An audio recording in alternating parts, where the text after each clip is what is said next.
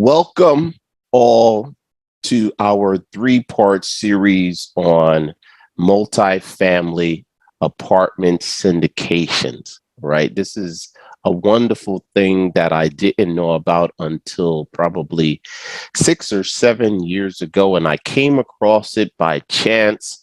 And once I did find it, it actually was a change event in my life as a whole. So let's get started. But let me go back here and give you a disclaimer. Why am I here today? I am just an investor expressing my personal opinion and not a financial advisor, accountant, or an attorney. I'm not your attorney or accountant or financial advisor. My recommendation would be that if you are going to make any types of financial decisions, that you contact a professional before moving into a transaction. What I wanted to say to you today is that we are not accepting money from any sponsors or platform for anything, including postings, reviews, or advertisement. We just came across something great and important in the world, and we want to share it with other like-minded investors just the same. This is going to be a three-part series. The reason why it's a three-part series is this is a very complex topic as a whole, right? And we're going to start the process today. We'll have a second session in in August, sorry, and we will finalize it in September, right? So when we first started, we wanted to invest in multifamily, and we looked at investing in a multifamily all on our own. Why? Why did we think that? We thought that because we had been successful in our fix and flip business, and we were able to do that all on our own. We had to learn that when you move into multifamily or commercial for that much, it becomes a team sport. So we wanted to talk today about what is a syndication, who can invest, and how to go about doing it. So there's going to be a lot of knowledge sharing that we will have this afternoon, and we hope that you get something out of this presentation today. So let's talk about it. A multifamily syndication is basically a partnership that is structured as an LLC, right? An LLC is going to have managing members, which are the general partners, and they will direct how things are going to transpire during the hold period, right? And then there are the limited partners. I believe the limited partners are the people who actually help the deal or make the deal happen, right? Although the general partners are responsible for finding the deal, right? That requires building relationships with commercial brokers. That also requires the general partner team to put together the earnest money deposit that is necessary in order to secure the deal, right? They actually have to speak and have a good relationship with an SEC attorney, right? Because the SEC attorney is going to create the private placement memorandum or PPM that will have to be shared with all of the limited partners to invest in the deal. So what are you looking for when you're looking to a general partnership team? I'm looking for active investors, right? And by active investors, I mean that they are also going to be investing in the deal, right? They have a track record. I would prefer to see a couple of exits, right? But they will be managing the property along with the property management company, which is the boots on the ground. They will also be responsible for managing the accountant, right? Because at the end of the year, there's going to have to be a tax filing for the LLC syndicate, and that tax filing is going to generate K1s to our investors, right?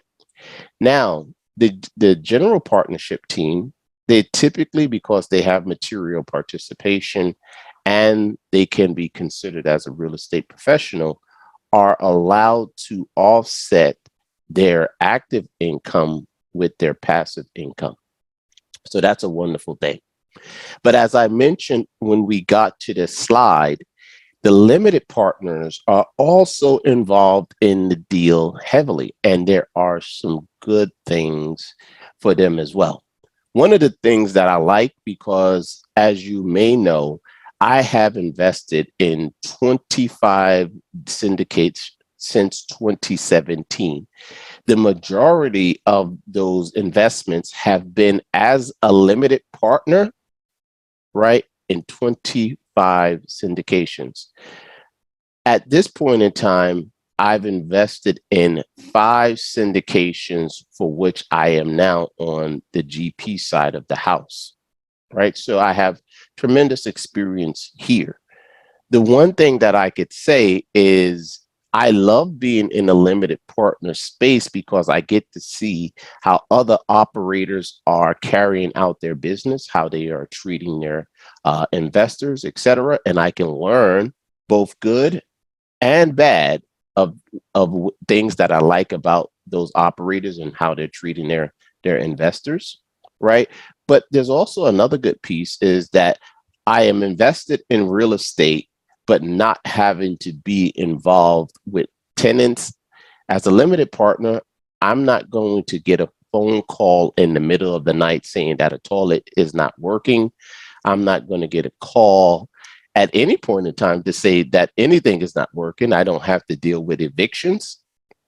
The great thing about being on the limited partner side is when the K1s come through, typically in the first 3 years of a 5-year hold, they're going to show negative, they're going to show negative rents or basically a loss, right? And that loss gets to carry over to me for my personal tax filings, right? So I get to take those tax filings and accrue them depending upon your status, right? You can accrue them or you can have them pass over against your personal income. What I like to see, and I typically will pass on a deal if there is no preferred return. And basically, to make a long story short, a preferred return basically says that the limited partners over here get paid before the general partners get paid here.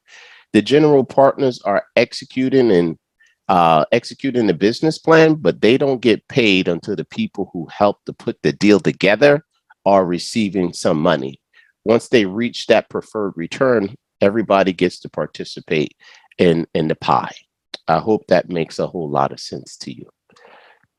As we move forward, let's talk about what is an apartment syndication, right? And let's start at the bottom and work our way up. Passive investors are typically offered a preferred return, which is distributed before the general partner is paid, right? As I mentioned in the last screen, the general partners are operating the deal. They get paid once our limited partners get paid. Now, how are they going to get paid? There's going to be a distribution of cash flows on either a monthly or quarterly basis. So let's say you run into a situation where you have 2 deals. Both of them have the same preferred return. Let's say it's going to be a 7% preferred return. Both of them have an equal target of IRR, but one pays monthly and one pays quarterly. Which one do I choose? I would personally choose the deal that pays monthly because my system allows for me to put those cash flows to work immediately. Right. So if I had to choose between a deal that offered a monthly distribution versus a quarterly distributions, I'm always going to accept monthly. That's something that you could take away as you move forward as well. Right. They have limited liability and don't have to invest any sweat equity in the deal. When I talk to many of my single family investors, one of the things that they frown upon mostly is the fact that they have to be dealing with the tenants, right? A lot of people are doing that so that they can get material participation and also qualify for reps or a real estate professional. There's a lot of benefit to qualifying as a real estate professional. But that's not the topic for today. So let's move over here. The profits may be split 50-50 or 70-30 between the passive investors and the general partner. The equity split is always going to be different. 50-50 is going to be something that I would only look at after a certain IRR is met, such as maybe 20%. The baseline you would want to go for is a 70-30 split, right? And there could be different waterfalls or hurdles as the deal is making its way down the road. Moving forward, passive investors fund a portion of the equity for the apartment syndication. As I mentioned, the LP investors are the folks who are putting in the money to make the deal happen. I also like to invest in deals where the general partner team and its members are also participating on the LP side at the same time. That way, I know that they have additional skin and equity in the game, similar to me as a limited partner, right? Aligning interest between passive investors and general partners is key, and that is one way that that can be accomplished is by ensuring that the general partner membership team is also investing as an LP at the same time. I hope that makes sense. We'll move on to the next slide. I don't see any hands raised at this point in time, but I don't think that I would be able to see them. And I don't see a whole lot clicking on the chat box, so we will just continue to move on at this point in time.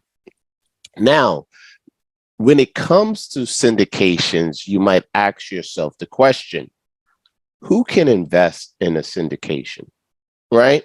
Now, a syndication is part of SEC regulations. The regulations that are most likely going to be carried forward is something called the 506B or a 506C, right? Now, a 506C is limited to a term called accredited investors. Accredited investors have an annual income greater than $200,000 for the last 2 years, or as a couple, $300,000 over the last 2 years, right? And or an individual net worth exceeding $1 million. And that $1 million cannot include their personal residence. There is legislation that is being proposed that would allow for a person to take a test to qualify as an accredited investor.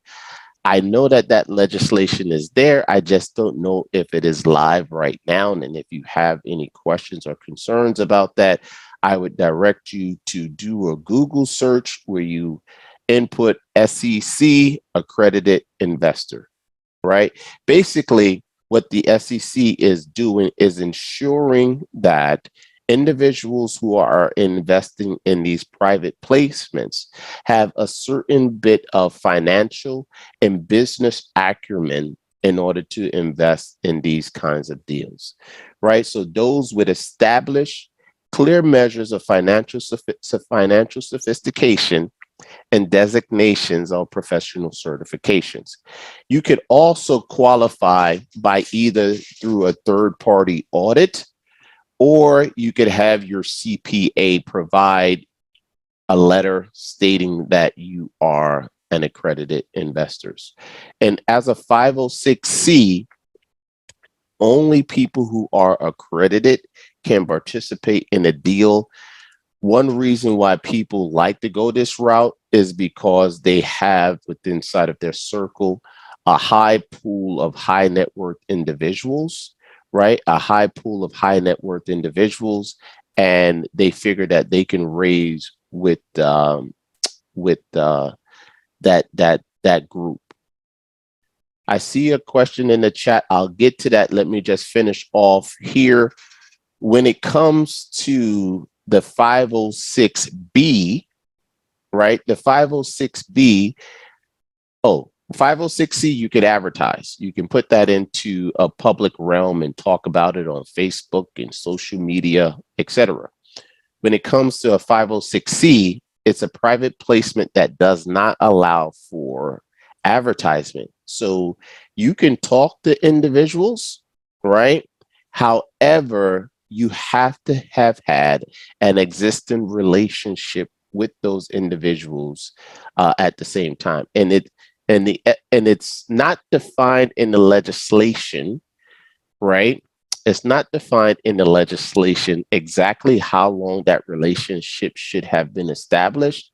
I would, in my personal preference, I ask questions to individuals who are investing with me, and I typically don't allow a person to invest in a deal with me if we don't have a 30-day established relationship.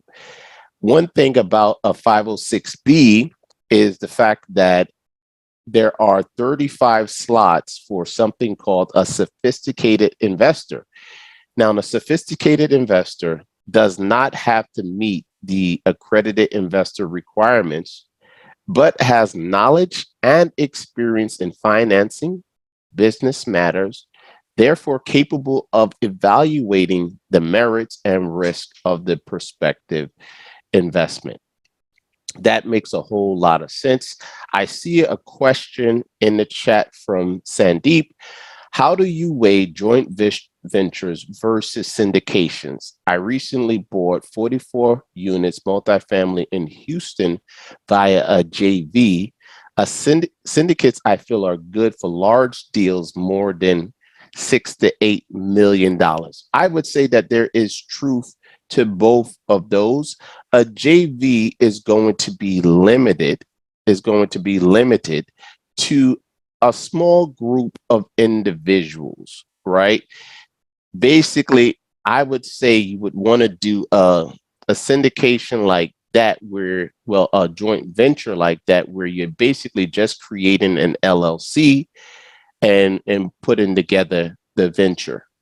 What happens there is the people who are involved in the joint venture, as my experience is those folks involved in the joint venture have additional liability towards the asset dependent upon how that LLC is going to be structured, right?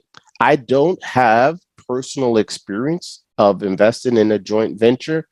All of my 25 syndications or investments have been via syndications, right? And I haven't done a JV at this point in time. But I guess in order for that JV to happen, you're going to have a managing member of the LLC, and then you have members of the LLC. The managing member of the LLC is going to be responsible for the day-to-day interaction of the joint venture, and there could be some liability that the managing member exposes themselves by putting themselves in that investment. That's almost similar, in my experience, to something called the tenants in common. And with a tenants in common structure, it's the general partner for the TIC that has a certain amount of liability, right? Over here, as an investor on a limited liability side, As a limited partner, you have no additional exposure except for the monies that you have invested in the deal as a whole.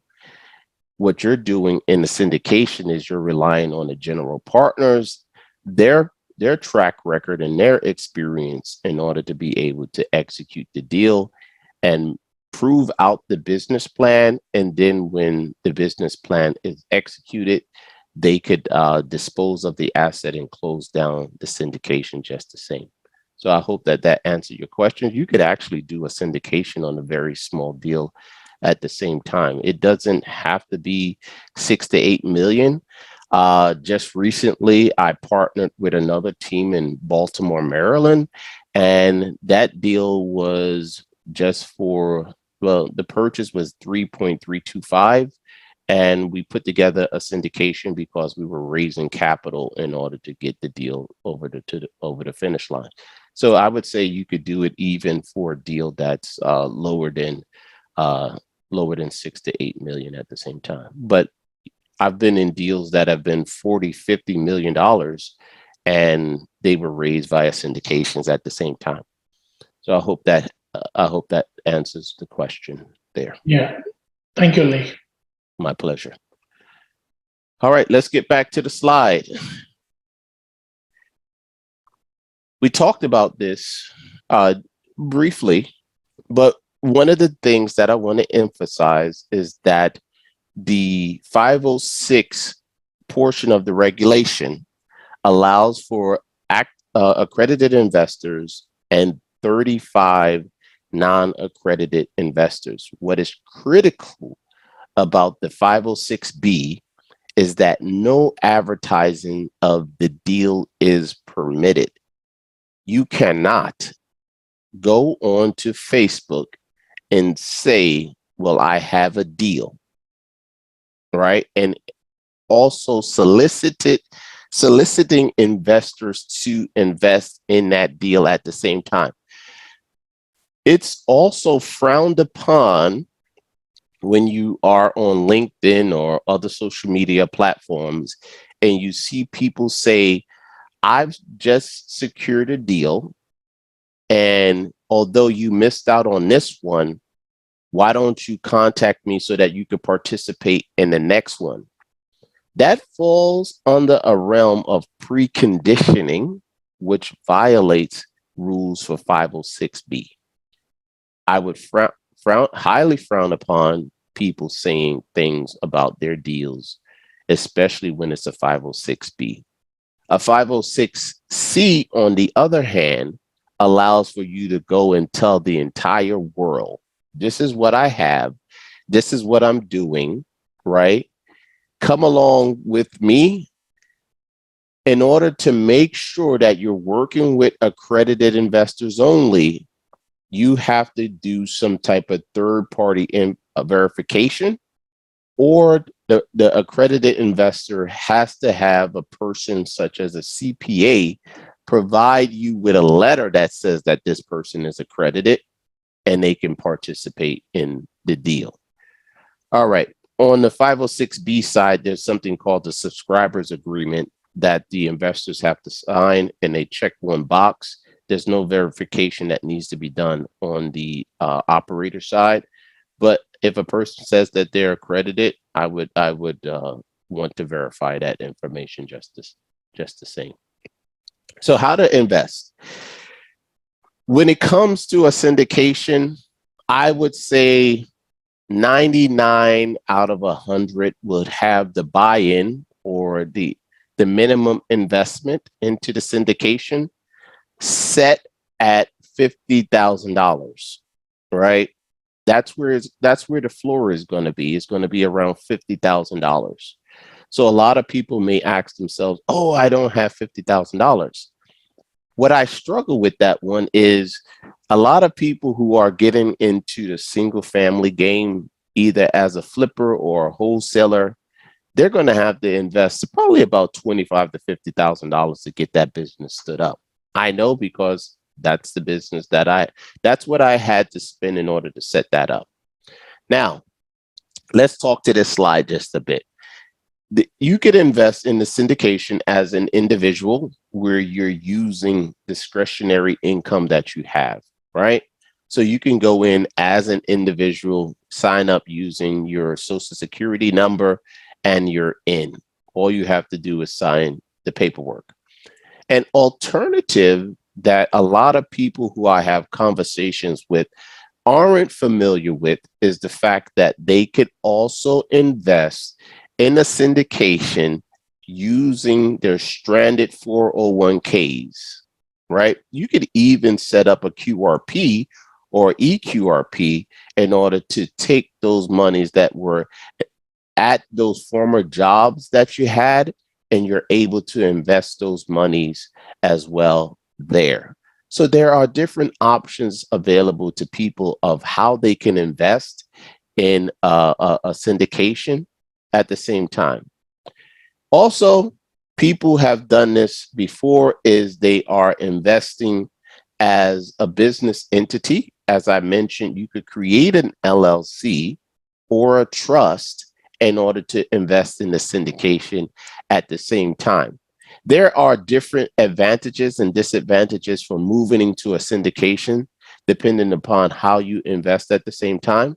So I would say this is definitely something that you would want to speak to your advisor, your tax advisor, so that you could understand how you can maximize your investment at the same time. I hope that makes sense to you all. But if it doesn't, we have the chat feature and we can, have a conversation there. So let's give a scenario, right? Because in order for all of this to work, there are always going to be numbers that need to be understood, right?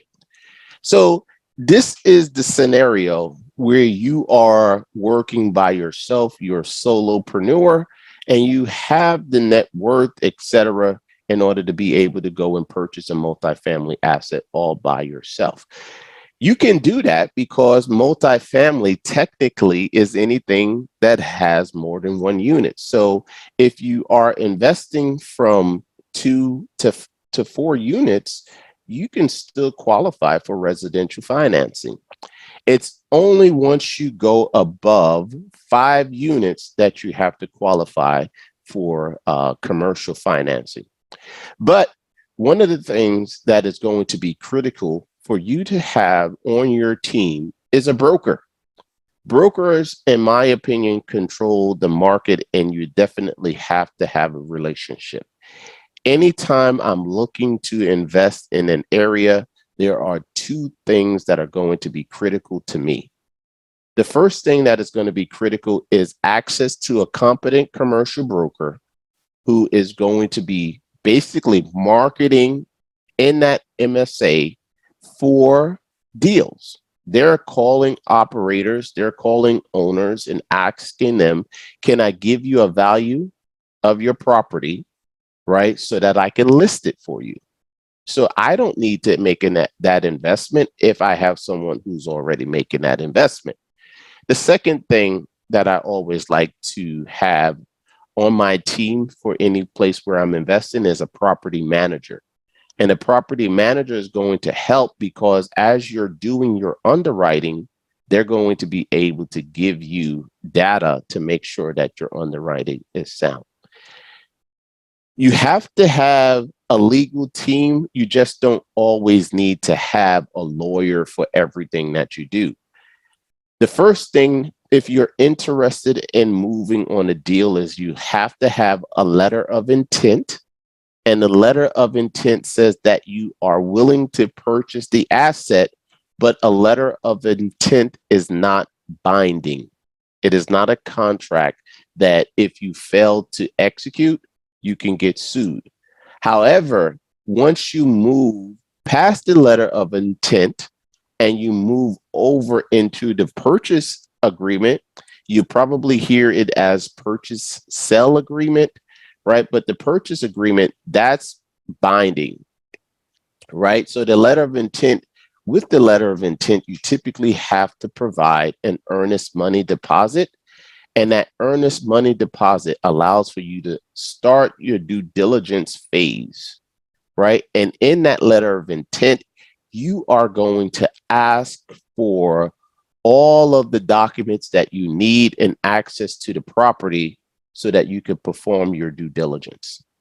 When you're underwriting the deal, something that is going to be critical to you is understanding the debt service coverage ratio, right? And that should be greater than 1.25. The lower it gets, there's more risk.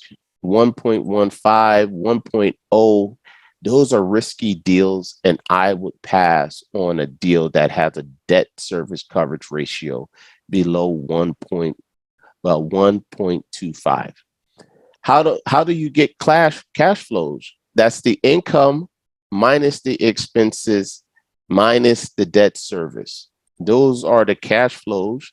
And as I mentioned before, I love to invest in a deal that cash flows and provides a distribution every month versus every quarter, right? Because I can put those cash flows to work. When it comes to commercial uh, financing, you're going to need something or someone called a KP, right? A KP or key principal is going to be a signer on the loan, and that individual or entity, right, is going to have a net worth that is equal to the value of the property, plus they have to have some liquidity. And that liquidity is usually 10% of the mortgage that is there, right? Commercial, right? With residential, as we mentioned, you could basically put a FHA or VA on a property and come down with 3.5%. But when it comes to commercial, you're typically going to have to provide 25% of whatever the purchase price is as a down payment, right? And you always want to be liquid for about 1% of the purchase price as your working capital, because as you're executing your business plan, you might take over an asset. That's when we're talking about value add properties. And you might have to do some evictions in the first couple of months just so that you can, get those tenants out who are not performers, right? You want to let folks come in and know, hey, this property is under new management, and we're going to get all of the bad actors out of this asset so that we can execute our business plan, because you want to increase the NOI, net operating income, get that to a point where it increases the value of the property almost immediately. This is one of the reasons why I personally love multifamily versus single family, is because multifamily trades off of something called the NOI. And as long as I could increase the NOI, immediately the value of that property goes up. All right. So here's a scenario that you'll typically see in something called the offering memorandum. The offering memorandum is going to give you a synopsis, right? The synopsis says this is the amount of cash that we are projecting providing in year one, year two, year three, year four, and year five. Typically, in year five, you've received these cash flows during the hold, but at either refinance or sell, you're expecting to get back a portion of the proceeds, right? So this is how you calculate what your total return is. And as you can see on this deal, for an investment of 100K, you're looking in that 5 years to greater than double your money. So you're going to get back 110%, right? Plus whatever is your original capital that you've invested. This is the reason why you want to go into multifamily syndications. At least I'm speaking for myself, not speaking for you, but this is definitely the reason why I want to do it. Some of the targets, some of the metrics that you're looking for over here are going to be the preferred return, right? 7.5% projected annually, paid quarterly to the investors. So you can get past with the AAR here. Over here, you're looking at, well, what is the IRR? Because the investment is being held for greater than a year. So you go off of your IRR versus over here, you're going on your cash on cash, which is 9%. And what we have over here at Value Investment Partners is we have certain minimums that we look for before we would even consider a deal to be attractive for our portfolio. So these are some of the things that you're looking for when it comes to a syndication. And these are going to be the critical measures as to whether or not if you move on a deal or not move on a deal. All right. That's what we have for today. But let me summarize what we spoke about today. As an investor, you have to determine whether or not if you want to be actively involved in the deal or if you want to be passively involved in the deal. I would say there's no right or wrong position on that point, right? It depends on your investment strategy and how much you want to be involved in it. I know plenty of people who want to invest in real estate actively, and they're doing it either as wholesalers, single family rentals, burst strategy, etc., and it works for them. But I know an equal amount of people who want to invest in real estate but only do it passively. So there are opportunities for each one of them. If you're going to be putting together a deal, you have to understand, well, what is the difference between accredited versus non-accredited?